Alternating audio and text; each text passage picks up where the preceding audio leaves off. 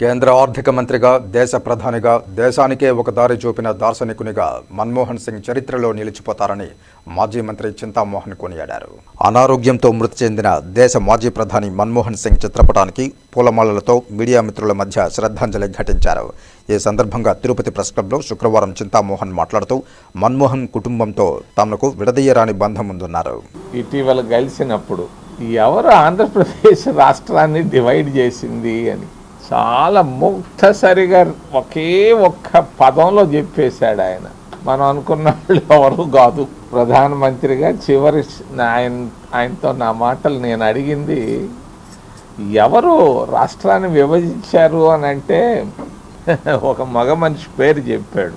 నేను ఆయన పేరు చెప్పదలుచుకోలేదు, కానీ మాత్రం ఆ దిక్కు మాత్రం అటు చూపిస్తాను. ఈ వైపు ఉన్నాడు ఆయన. ఢిల్లీ వాళ్ళు చేసింది కాదు చెప్తూ చెప్పాడు. He orchestrated it. ఆ హీ పేరు నేను చెప్పటం లేదు, దుమారం లేస్తుంది కాబట్టి. He orchestrated it.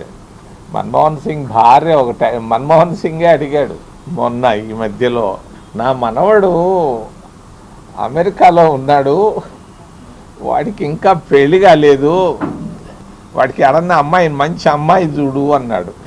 ఏ కులమైనా పర్వాలేదండి, ఏ కులమైనా పర్వాలేదన్నాడు. చాలా ఆప్తుడు, మీ ఇద్దరం చాలా బాగుండేవాళ్ళం. 1991 జూన్ నుంచి ప్రతి ఆదివారం వీలున్నప్పుడు మీ ఇద్దరం కలిసేవాళ్ళం. దాదాపు అరగంట నుంచి గంట సేపు కూర్చునేవాళ్ళం.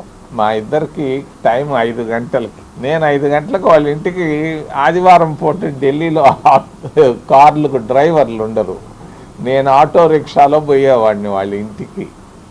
మా ఇల్లు వాళ్ళ ఇల్లు దగ్గరగా ఉండేది.